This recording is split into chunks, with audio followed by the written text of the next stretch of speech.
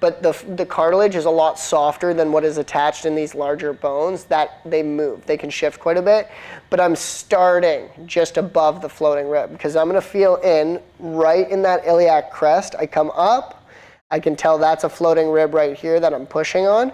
But then if I come right above, this is the first rib I'm actually going to start on that I can feel is definitive. It's still small, but it's stronger, it's thick. The floating ribs are a lot smaller.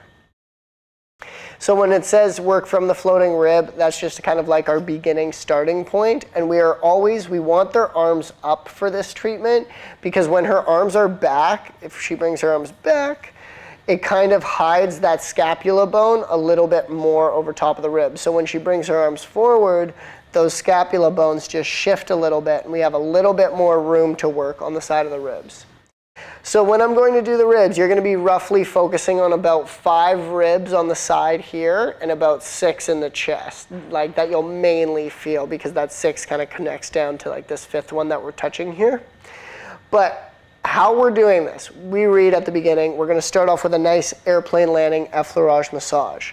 After I kind of knead all that out, we just want to do a kidney sweep, and the kidney sweep isn't really anything that important.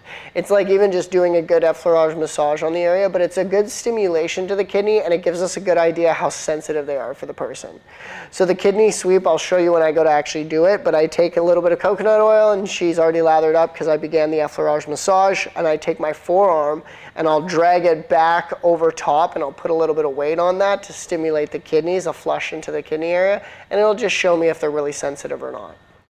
Once I've done that, we have about, like I said, 5 to 6 ribs that you're going to be working on the side here. And it's about 1 inch out, but you're going to work to only where you're comfortable. So I'm not going to like try to get all the way down here on the side of the ribs. We're going to get her into fetal position. That's what we read in the book. So I'm only going to work to about here.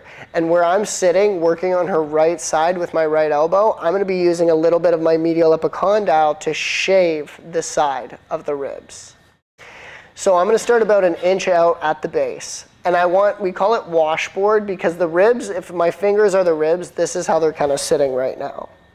So I'm going to start vertical face to face, and we call it washboard because my elbow is going to be kind of washboarding the ribs.